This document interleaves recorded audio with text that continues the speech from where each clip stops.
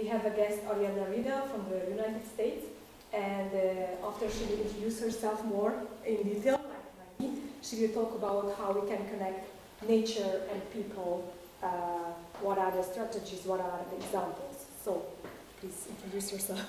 Okay. Hello. Thank you for inviting me.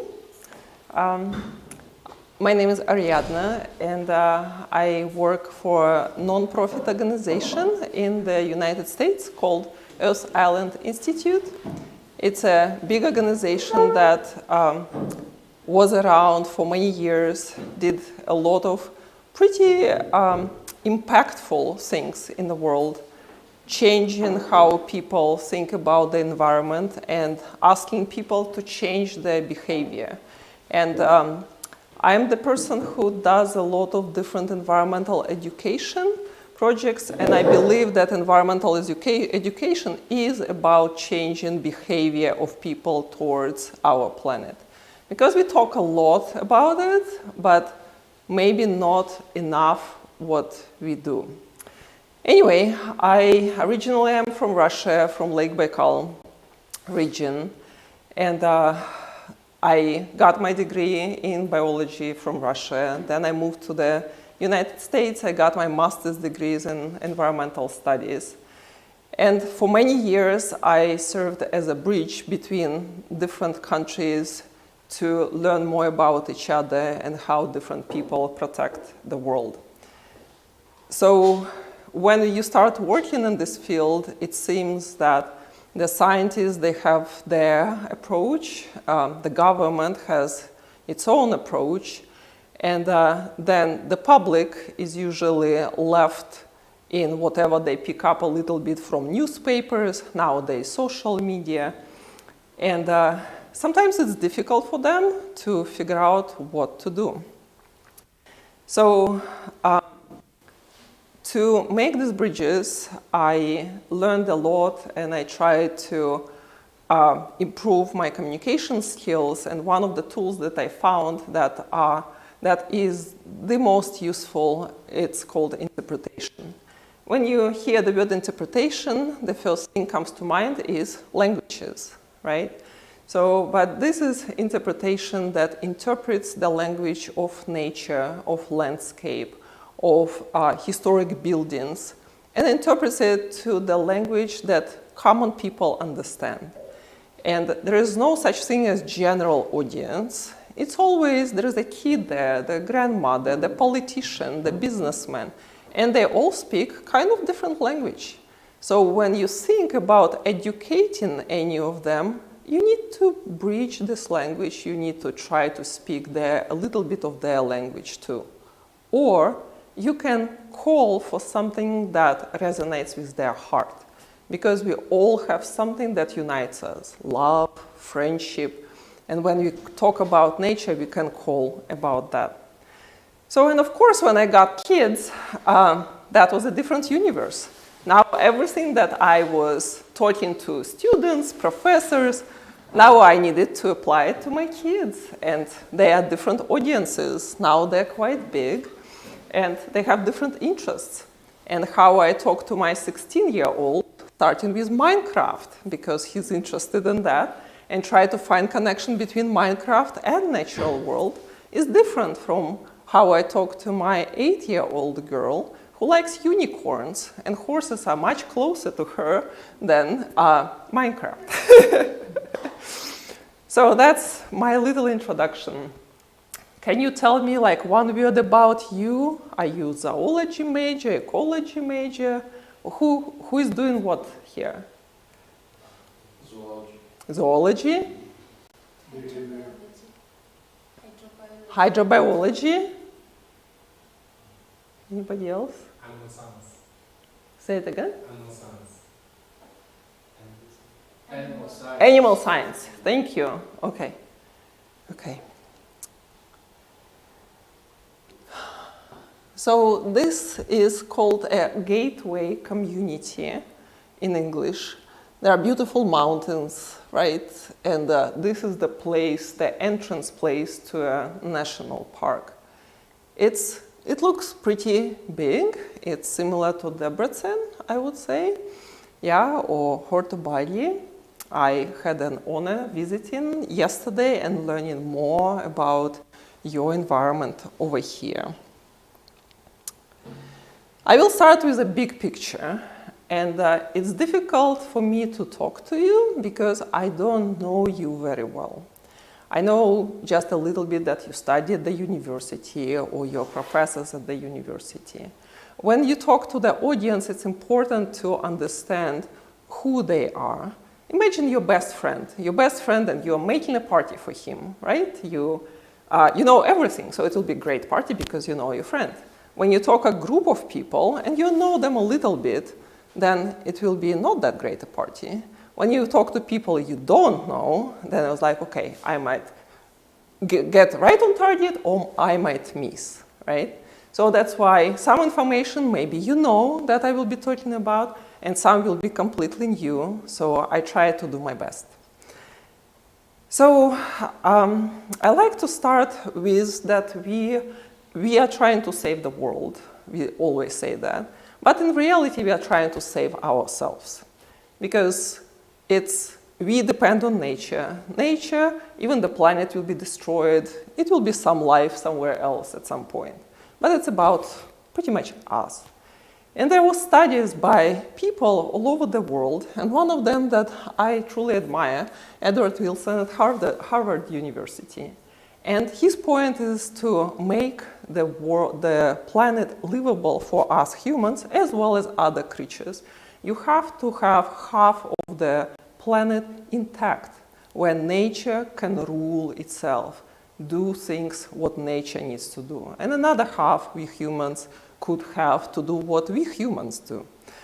So this is a bigger picture that got narrowed down last year when the United Nations got together like small committee in Canada, and they narrowed down some ideas saying that if we save at least 30% of land and water intact, then we should be okay preserving biodiversity and making our planet a livable place.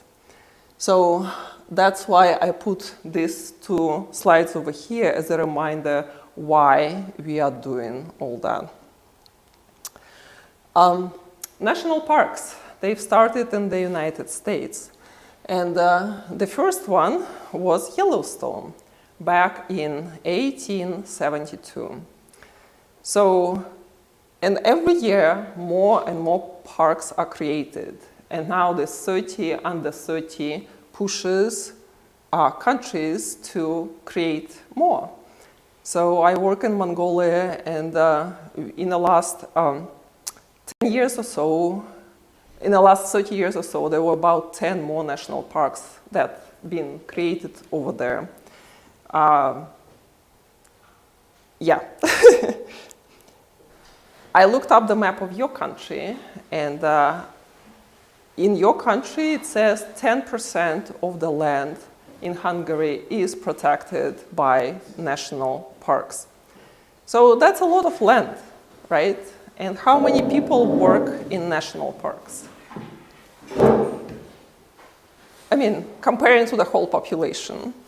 The city of Debrecen doesn't work there. There will be, how many people work in your park, Villa? 150 people. Right, and they do different stuff. Some of people just do paperwork and accounting, right? There is those who will go and do just science. And when it comes to protection, what do we mean to protect?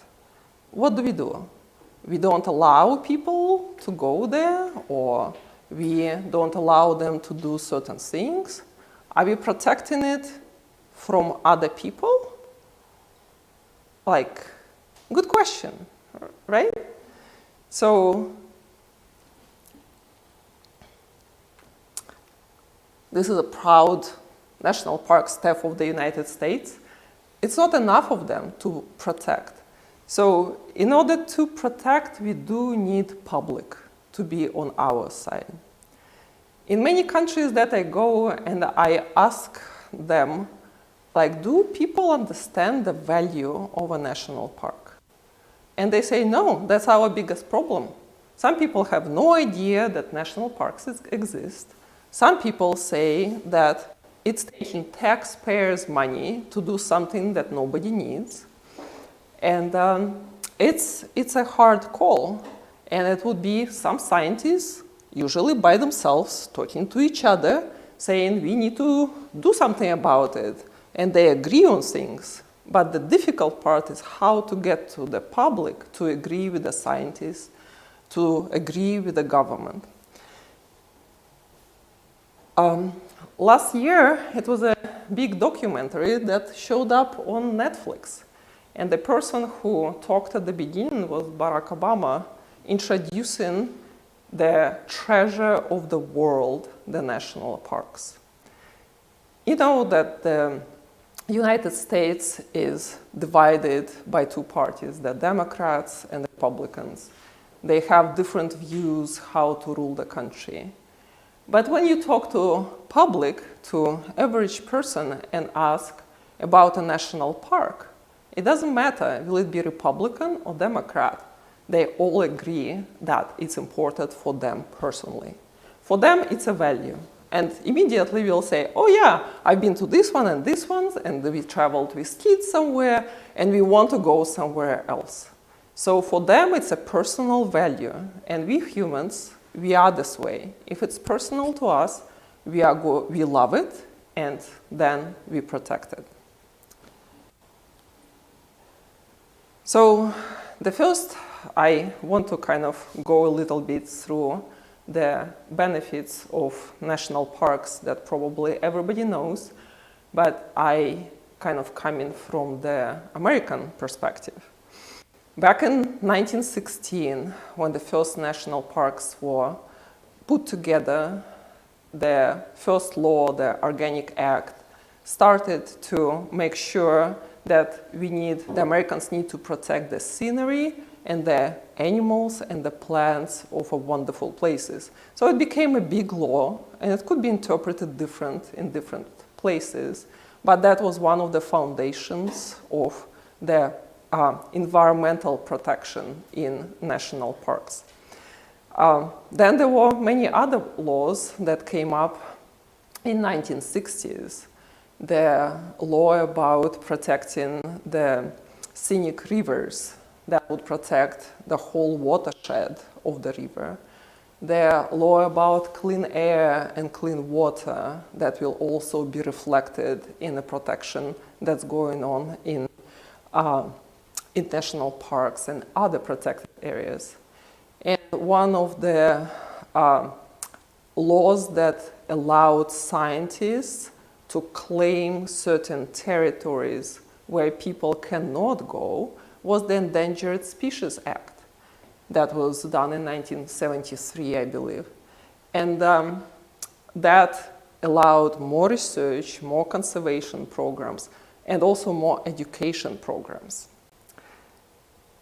So in the United States, to carry on environmental protection programs on protected lands, the government gives pretty good budget. It's never enough. You talk to anybody in any country, it's not enough what the government gives.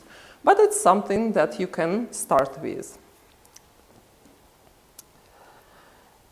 The other big benefit, maybe you recognize this place if you've been recently to Hortobagi, like I was yesterday. They are preparing for the Crane Festival. It's how national parks are good for us humans personally. Clean air, clean water, promoting physical health. And with COVID, we know about psychological health. How many of you went to nature during the COVID times? Yeah. It was, in the States, it was a disaster because a lot of people who never went to nature during COVID were going cuckoo in their heads, and they would go to nature, but they would not know how to behave there. And so much trash was left behind that they were not educated. They wanted the benefit because they heard of it, they just wanted to get out, but they didn't know the behavior. So, but we all know that from experience. When we talk to the government, to the managers, when we ask for grants, usually experience is not enough. So there is a scientific research that backs up that nature is good for you. Kind of ridiculous in our time, right? To go for, okay, we need some data. But it's good data, and if you're ever interested, I can show you where this research is located. And by the way, if you want the slides, I can send them to you. There are links to websites, so if you are interested, you can learn more about that. So there was a research done in 34 different countries all over the world, not only developed, but developing as well. And the research was to see people, to collect data from the people who live nearby national parks within about 60 kilometers and see how they are doing in comparison to the city people. And the discovery was pretty good. It was all above 15–20% on health benefits, physical benefits, and their overall health. So it's good for us. And I'm not even mentioning that anybody who comes, the bird watchers, the hikers, they would benefit because they don't come by themselves usually, they come in groups, and we are doing so much better when we talk to other people than we are by ourselves. That's usually what everybody is interested in. How much money the national parks bring. The first level of question, is it enough for the national park to go on, to have revenue from tourism mainly? But the amazing part that when the national parks exist, they help to make money not only for themselves, but for all these local, or as I said, gateway communities. So that's some statistics. For every dollar the taxpayers invest in national parks in the United States, it's about $10 in revenue. So it's big, 10 times. And most of this money stays within the gateway communities. So if national park attracts people and works with local businesses and works with local people, then it's beneficial for local people to protect national park because that's their money-making machine. Without national park, they would not have an incentive to earn their income and live in a nice environment too. So I just put it out there because in many cases we forget that to create all that, the protected lands need to attract and retain, first of all, residents, so they don't leave the area somewhere else. Entrepreneurs, those who can make small business, small but good enough to live there, different businesses. And I'm not sure it is about your country, but for United States, it's very important. A lot of retired people come closer to national parks to live. It's not, that's the definitely big trend in the States. But I remember when I traveled in the Far East in Russia, and there are some communities, they grow around national parks.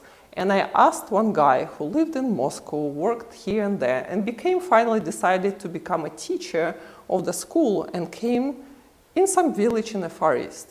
And I asked him why. Because usually people go all the way to Moscow, try to go abroad. And he said, you know what, I get up, I can walk to school, my kids can walk to school, the air is amazing, it's great quality. If I want to go hiking, it's there, and kids can swim in a lake over there, and I know nothing is poisonous. They can drink from the river. So it's like slowly the culture of different value Value not in a Ferrari car, not in a Rolex watch, not in having several houses, but the value of clean water and clean environment where we live in comes in. And it's growing, slowly growing. And by educating public about that, we have a chance to get people more into that. This is Joshua Tree entrance souvenir shop. Joshua Tree Park is located in the middle of the desert. And I know that in the Horta body, they say it's pusto here, right? So it's nothing. At some point, Grand Canyon was called, it's a wasteland. So it was nothing. And then the national parks are created. So this is in California. It's a small place in the middle of nothing with amazing trees, Joshua trees there. And that's the fastest growing community in California right now. So everything I said, what does it have to do with you? What do you think? Why am I talking to you about that? You're scientists, right? Collaboration opportunities. Collaboration opportunities. Contributing research in national protection and conservation. Protection and conservation. So as I said, parks, they grow in numbers, right? And when the national park is created, you need the basic data about the status. Like, what condition are all the species, the environment, and that's the job of the scientists to have that. And then creating the programs, conservation programs, they say we want the landscape be different, be more vibrant, right? What needs to be done, creating these plans, and then measuring again what's like, did we improve or we didn't? It didn't work, so we need to do something different. And if you talk about environmental education, sometimes we forget about bigger picture and we concentrate on one species that has amazing gene pool. And we want to protect just that, but not necessarily looking about the whole ecosystem. So if you have hydrobiologist, animal biologist, if you have botanist, that makes sense that you have more rounded approach to all that. Then it will be a few ecologists working there. Many people, many opinions, hard work to agree. But if we talk to each other and we have a goal, not what I want, but what would be good for the planet, what would be good for this specific area, then it's a lot that we can do. So again, there's a lot of scientists, but not that many. And involving citizens in helping scientists to do science is extremely important. How many of you use iNaturalist? Right, how many of you taught somebody else how to use iNaturalist? Right, so it's growing, and some scientists are not happy with that, right? They say that the data might not be as good, but there are programs that are getting better and better how to filter the data that it's pretty good quality. So, and then another part of that would be to use it as education tool. And the protected lands can use iNaturalist and many other apps, right? What other apps in citizen science do you know or use? Do you use eBird, right? Globe, the night sky, right? So there's a lot of different ones. And again, there's just different angles on the same territory that could be done. And that's one way of involving public into participating. And right.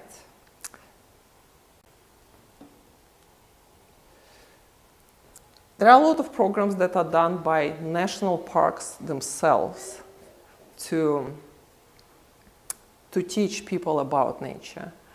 In the United States, that's one of the biggest, that every national park you go, and at the end I will show you a booklet, but I will tell you about it now, that you come with kids and at the ranger station, they will give you a little booklet. And that will be a journal that asks kids of different ages to go and look at things and connect. Find so many mushrooms, find this something, explain a little bit about native people who live here and how it is working right now. What can you do, like not to step on certain species because they are rare?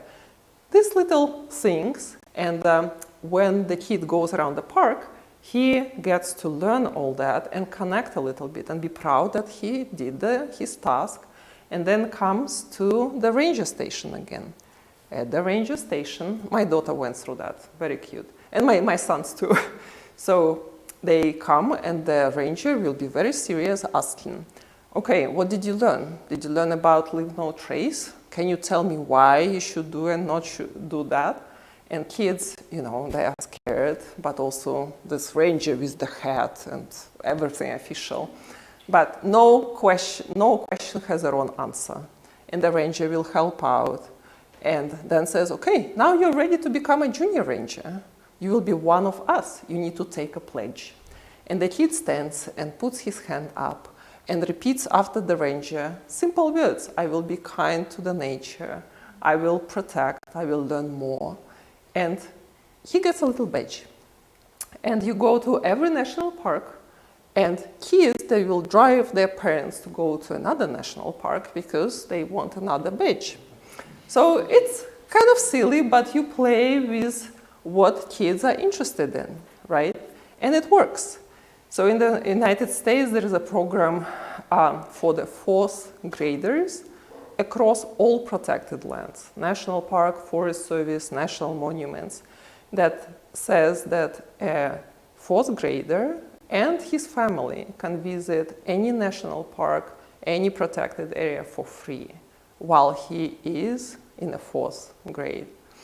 And they say they chose that because it's a very impressionable age, when the kid not only excited about experience, but also understands about taking responsibility for that. So the government felt that it's reasonable to give so much money, right? So it's less revenue for national parks, to hook the next generation to come back to national parks and value them. Who developed these booklets? It was a combination of the scientific research and educators that got together and created something, right? I don't know, I don't see the right time, I think. 33. 33, okay. So I want to talk a little bit about interaction, how public lands and public groups can interact with each other, because it's always a question how national park cannot do everything, right? So first, there are agreements that could be between national park and the NGO, non-profit organization, about providing services. One example that I really like is Nature Bridge. It's up top there. It's kind of not very big. It's not WWF, but it's a smaller non-profit, but it operates in several national parks. National park, right, like in Hortobadi, has a facility for running the summer camps and educational stuff, and Nature Bridge will shape the programs using scientific data, using the mission of national park, and the educators will come and work with the kids, and they work by agreement, beneficial to both. National park is proud and they have less work to do. non-profit can go and ask for funding from government, from foundations, from private donors to support this program. And the idea to bring as many kids as possible. They do summer camps, they do school camps as well when during the school year they bring kids there. Another agreement, which is with the companies, that's Grand Canyon and one of the rafting companies, when you educate the tour guides or they ask them to be certified that they cannot just take people rafting. They have to comply with what the national park tells them. They have a contract agreement that education is part of the contract. And the guides, they know very well. It has the point about rules, how to behave in a national park, as well as the content, why this land is protected, why it is significant for nature, and why it is significant to native people over there. This is another program that is everywhere in the United States. They started back in the 60s and 70s when people wanted to go to wilderness. Wilderness is usually in the States, it's an area that very few people can go, only with the permission. And you cannot have open fires, you cannot bring any motorized vehicles over there, so it's a pure hiking experience. And they, the initiative group of this program, they started it that small, just very small audience who goes to wilderness. Nowadays, it's expanded everywhere. They even have the programming that goes to the city parks. And the dogs, that they go poop everywhere and they ask the owners to pick up after their dogs. They do education why they should do that. And that's another kind of side story.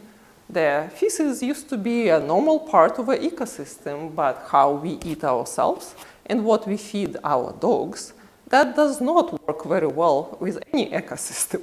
So it's and anything in between. So a lot of national parks will not do it themselves, but they will be educators from this organization or those who went through their training, and they will talk through the leave no trace principles that are so simple. And I don't know, do you know about leave no trace?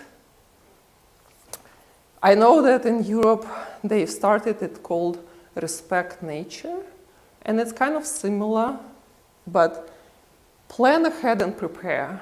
It seems so simple, but because people do not get prepared going in nature, they damage it, right? It's even like what kind of food you're packing. Do you need to take trash back or not? Travel and camp on durable surfaces. So don't step on wetlands, don't go off the trail. Dispose your waste, leave what you find, because literally there are some beaches, for example, with unusual rocks that people go for vacation and everybody takes a rock, and then in 10 years there is no beach because it's gone. Same with wildflowers, right? Everybody picks a flower, we don't have flowers. So simple things, but if you start working with people on that, they respond. Second interaction between the protected lands and non-profit could be that in the United States, every national park would have a non-profit that's called Friends of a National Park. And their main goal would be fundraising.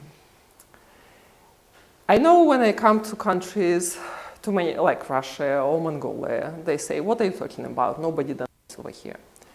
And I always say that, you know, United States did not start with, like, people donate right away. It's a culture. It's a culture of small things, and we are planting seeds for it right now, and it will grow. And I know that it will work because, again, 20 years ago when I started to work on building trails back in Siberia around Lake Baikal, people didn't believe that there would be volunteers, people who would come and work for free. And they said, are you crazy? We know what volunteer means during the Soviet times. It means on Saturday you have to come and you have to work for free, and if you don't show up, you will be punished. And I said, okay, we do not get the word volunteer, that is Russian. We'll take American word, and we'll start showing people what does it mean. So 20 years ago, no idea about volunteers. Maybe 7 years later, and if anybody interested, I can tell you more stories about how, but it was more organizations that would use volunteers and people would go. 10 years later, we had too many who wanted to come, and a lot of them will pay money just to participate in projects because they would understand why they're doing. And I think this why is extremely important. So helping with scientific research, like I've learned in the last couple of days, there are volunteers who work for Ortobody, and it seems they do understand why they're doing it. Not only internationals, but also local ones too. It's not a lot, but it's a start. Promotion of protected lands in social media, it's big. If you show all the cranes that I've seen last night, the person next to me said, it's 50,000. I was like, I can't believe it. It's a treasure. Today we learned that it's about 100,000 visitors that come to Hortobahi. But it's 180,000 of cranes that come and visit the area. So there's something to play and enjoy, right? And putting it out there in social media would bring more visitors if we educate them, not to damage the environment, but work with locals, work with scientists. They will bring money to the region. And that is what ecotourism is. The thing is that I think this word was misused so many times. People think if they go to nature, that's ecotourism.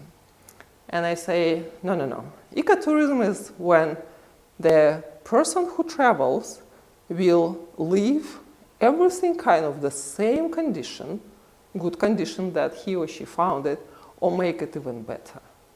That's ecotourism. The local person enjoyed that. The ecotourist stayed with them, left money and appreciation. Maybe it was a donation or part in trail building project or in science research that felt good to local people and the species protected, the landscape protected. That's ecotourism. Okay. Another kind of point, it's for public groups that they are non-profit organizations usually that work on one issue. It could be the watershed of one river. It could be one animal. In the United States, that was a big thing in California. Nobody likes big predators next to farmlands. They kill cattle. There's a big conflict going on between local people and those who want to protect the animals. And a lot of this because the locals do not understand the role of the predator in a natural ecosystem. And it takes a long time to educate them. So just some years, I think a lot of people ask, how long does it take to change people's opinion?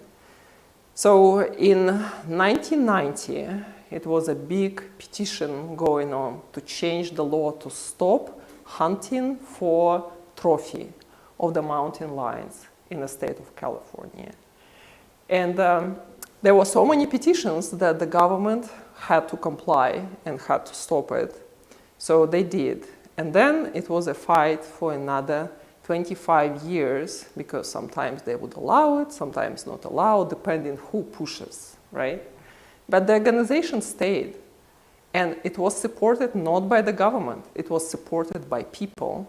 And it's more and more people who are educated. But now, now it's been 20 years that it's illegal to hunt for trophy the mountain lions in these areas. And farmers whose cattle was killed would be compensated with money if they have damage. And all this comes from this big private foundation that was set up. And yes, United States, they have enough money to handle that. But I believe countries in Europe, they have the support of European Union and more wealthier countries who could contribute because they put value into that. Well, in this website, what I really like, that there is a kids' corner. So they're preparing the next generation because the battle might be not over. And you need to make sure that little kids, they love these little kids. So that's kind of a little to summarize, right? That the national parks, they take care of the land. They restore the land through different programs. They do ecotourism. To do ecotourism, they need trails. Without trails, people don't have much to do in a national park.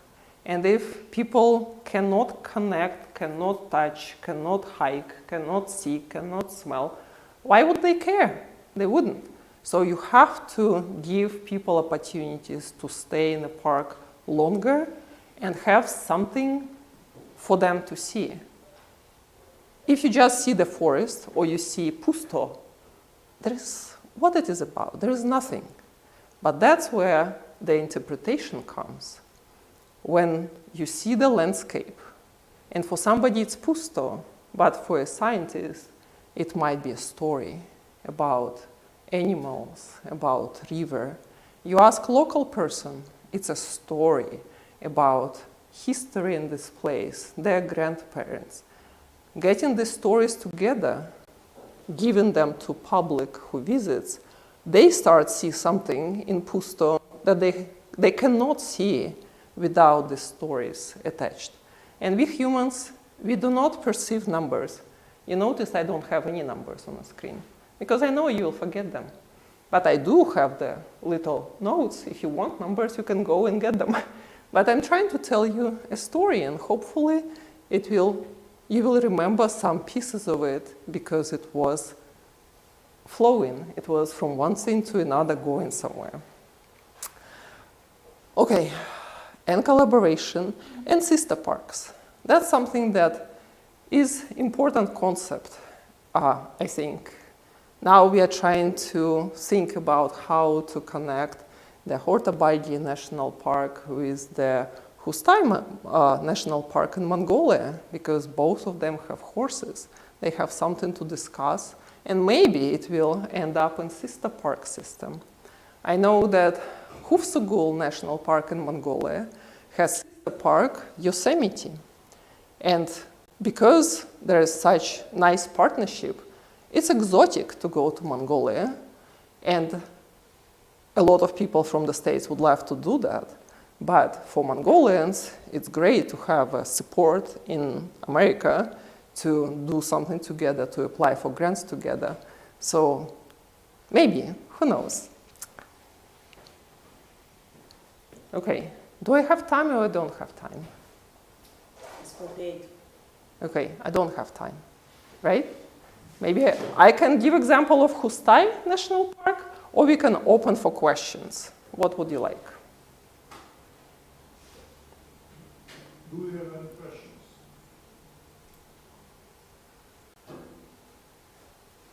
I think the example would be nice if you can continue. I could go through example.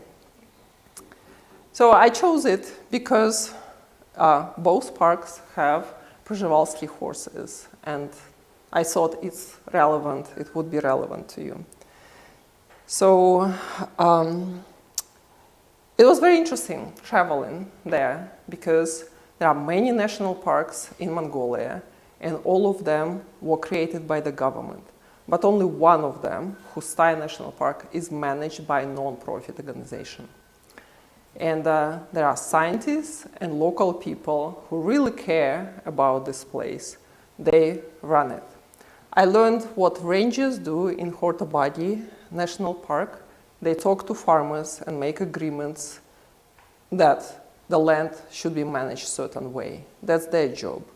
In Russia, the main point of rangers is to actually police to go and chase poachers because poaching is huge.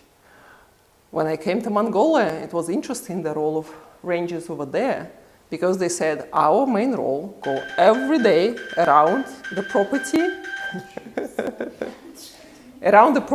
and shoo the domestic cattle away. And they have a lot. Goats, sheep, horses, cows, camels, all of them are there in big quantities. So their main job is to get them off this land. Why? Because the problem of overgrazing is crazy over there. Mongolia is slowly, or maybe not that slowly, turning into desert because the animals eat everything possible there. And some animals are worse than others. Goats, for example, they are not native for the area. They eat the whole plant. The plant will not regrow after goat. But then it's a vicious circle because goats is a money maker for the cashmere. How many of you own cashmere products? Okay, but it's it's expensive, so I get it, I don't. But that's kind of the tendency. So, shooing the animals, you go to Hustai, the grass actually growing. You see the steppe how it's supposed to be because of one reason. There is no domestic animals over there. And guess what? There is wildlife. They promise you wildlife. They say it doesn't matter when you come, you will always see wildlife. First 5 minutes, and marmots are all over the place. They are showing, they are running around, tons of them. Then you go a little bit more, that's through the tube, but the red deer is over there. And then there are Przhevalsky horses. So only because domestic animals are out, the wild animals are in. And this little fat, very important guy is very important because in Mongolia, steppe zone, that's the engineer of the steppe. That's what we call the keystone species. Without him, steppe doesn't work. And he found that this environment is safe for him because hunters in Mongolia, there is a tradition that young person does his first hunt to get a marmot. And it doesn't matter that they're protected, they go for it and they like the taste of meat. Well, comparing to 100 years ago, when there were less domestic animals and there were more marmots, it would have been okay. But now times changed, but the habits did not. And they go after marmots and they're destroying the steppes.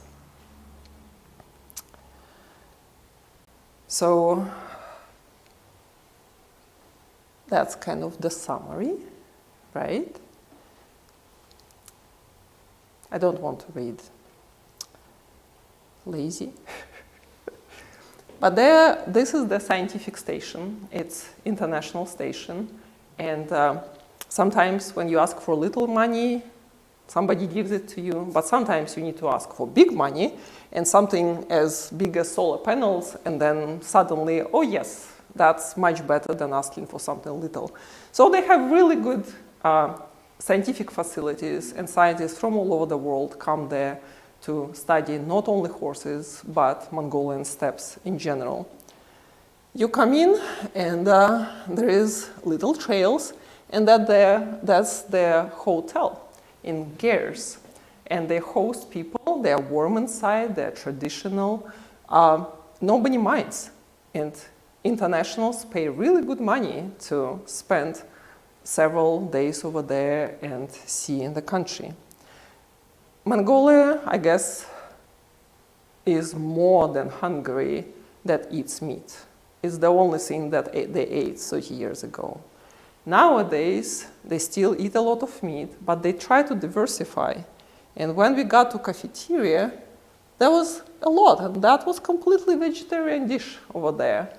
And I'm showing that to you because it's possible to change. Even in this crazy country that everybody eats meat, that is possible because people who are coming, they asking for something different. And also, they want to chase the domestic animals away. So they try to live what they believe in. And domestic animals is a big problem because as a guide told me over there, locals do not ride them, they do not eat them, they don't do anything with them. They just walk the landscape. And I said, why? And they said, you know what? The bank system is not reliable. They're afraid if they sell all that and they put money in the bank, the money will be gone. I'm from Russia. When I wanted to go to the university, my family lost all money that we had in the bank. And I didn't go to the university I wanted to. Because of that, I know firsthand how it feels. So I cannot just tell Mongolians, you know, you can't do that. They can. So that's their thing. And again, when we talk about collaborations and partnerships, that would be great if a Swiss bank would come in and say, okay, we have a bank in Mongolia now. This might solve the overgrazing problem in Mongolia. Kind of weird, but it might work, right? And unless you start talking, you will never get there. And then they have a visitor center with information and good movie about the thing, because you cannot see everything, all seasons. And then you go inside, and it will be not only about horses. It will be about horses and the ecosystem and the plants. So it's all together. And they will direct you. It's gear, so it's walking in around, right? So you walk, you'll read everything, everything is fine. And then they direct you to go to the shop. And over there is no Chinese magnets, no T-shirts that are made for cheap somewhere. They have some quality souvenirs. Some of them are small and pretty cheap, that people can afford, those who don't have much money. Some of them are more expensive. And education continues to go on there. They don't say goats are bad, but they just don't sell cashmere. There is no cashmere there. But there is a rare Mongolian yak down, very expensive one. So it's a combination, small things. All this is done by local people. They work with locals and they say, we will support you as long as you do not raise more cattle. So they change this mentality. And then this is the Mongol Ecology Center. It's a non-profit that brings school groups to Hustai National Park to learn how the steppe looks like, the real steppe, the steppe they are so proud of, the steppe of their ancestors, because the steppe, how it looks nowadays, might not be something too proud about. And then just scientific article, and it talks about how important it is and gives all the data to involve stakeholders, local people, in whatever is going on in the park. I'm done talking.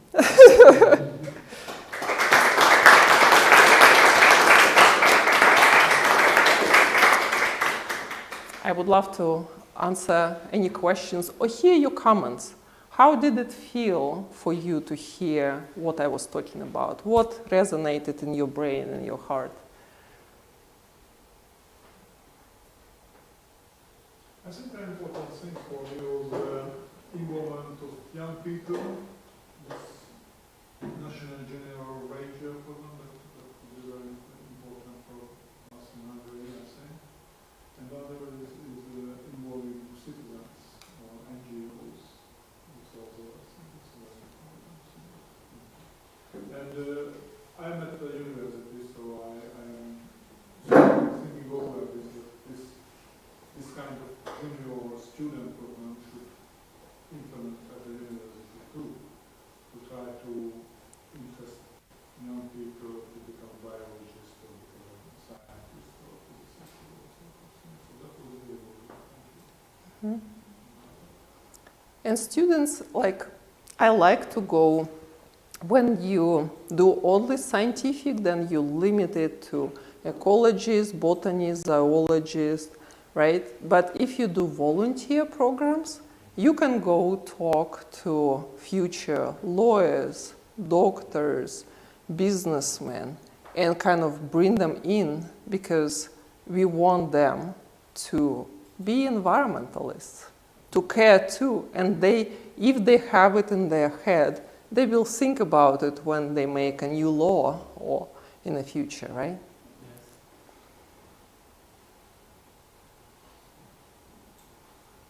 So would you, I don't know, do you have plans to work in a national park? That's a question for students, I guess.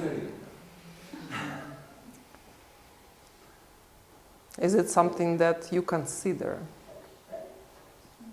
Yes, I come from Kenya and we have diversity of national parks and reserve. Yeah, and our government really invests so much in it because it's one of our major activities, tourism, especially the national park, the safaris. Yeah, so this really takes me back to my home and my heart. Mm-hmm. Yeah.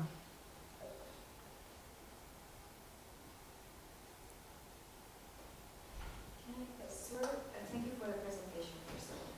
I would be sort of a question and a comment, if you don't mind. I was just thinking, I have minimal experience in like, how to say, reach out programs.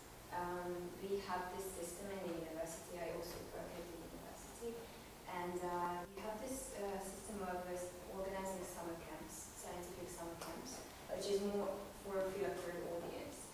But I found that it was really a good experience. I participated 2 or 3 times as a tutor. So I was receiving students, and it was a huge amount of work to prepare because we don't know who are the kids with what backgrounds who are coming.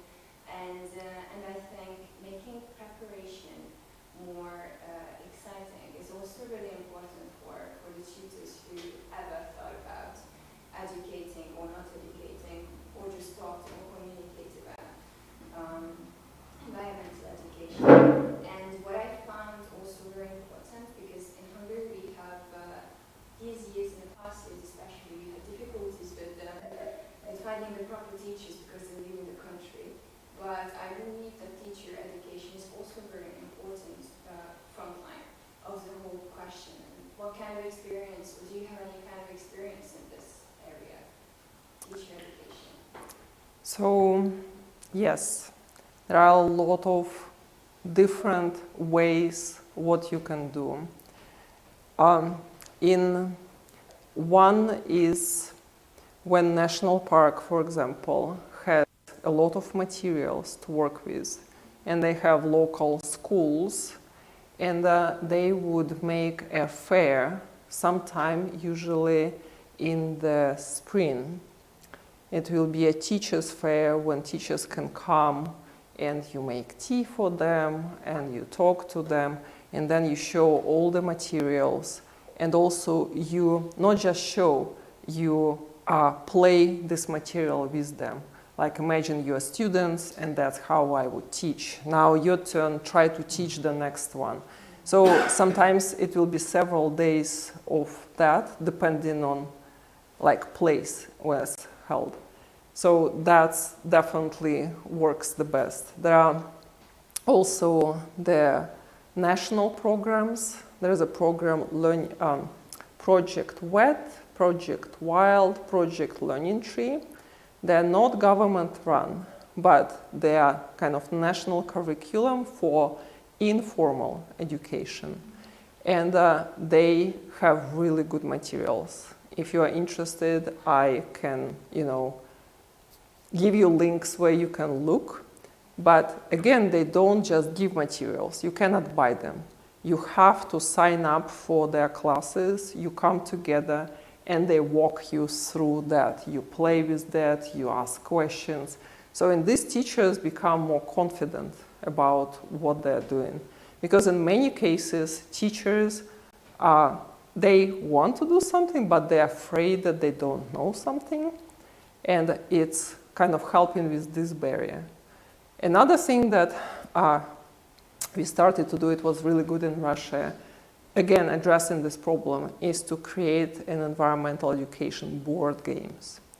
And because the board game, not simple one like walking, saying you walk through things, but you really put meaning in that, and the game will check the correct answers for teachers. So a teacher does not have to know everything. It will be self-correcting, and then it works well.